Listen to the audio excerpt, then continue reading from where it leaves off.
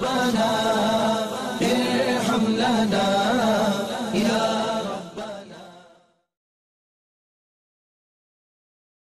बिल्कुल घर में अगर उनकी लगाई हुई खुशबू की खुशबू दूसरी गैर मुहर्रम मर्दों तक नहीं जाती तो अपने घर में वो खुशबू लगाए और अपनी शौहर के आने पर या शौहर के पास जाने से पहले वो ज़रूर खुशबू लगाए।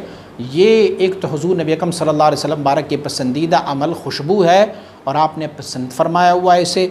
लेकिन औरत के लिए जो खुशबू लगाने की ममानियात है वो दूसरे आम महज़र में गैर मुहर्रमों तक उनकी खुशबू जाने, क्योंकि हुज़ूर नबी अकरम सल्लल्लाहु अलैहि वसल्लम बारक ने फरमाया अय्यमा इमराअतन असाबत बुखूरन फ़ला तशहदु मअनल इशा। हुज़ूर नबी अकरम सल्लल्लाहु अलैहि वसल्लम ने फरमाया कि जो भी औरत खुशबू लगाए, तो हुज़ूर ने फरमाया चूँकि ख़वातीन वहाँ जाया करती होती थी नमाज़ पढ़ने के लिए, तो हुज़ूर ने फरमाया कि वो हमारे साथ नमाज के लिए ना आए। यहाँ पर लफ्ज़ इशा ख़ास तौर पर ज़िक्र किया गया है, नमाज इशा में ना आए।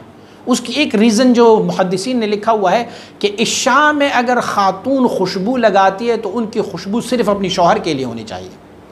दूसरी बात यह है कि इशा में अगर खुशबू लगाएं और बाहर मस्जिद में आ जाएं तो फिर उसमें से बहुत ज़्यादा फितने का ख़तरा होता है। हो सकता है कि वैसे भी रात का टाइम है और वहाँ माहौल भी इस तरह था कि वो तारीकी होती थी, रोशनी भी नहीं होती थी, और फिर मर्द जो है उसकी तरफ जल्ब हो जाता है, मर्द जो है उसकी तरफ राग़िब हो जाता है। तो इसीलिए हुज़ूर नबी अकरम सल्लल्लाहु अलैहि वसल्लम बारक ने मना फरमाया हुआ है।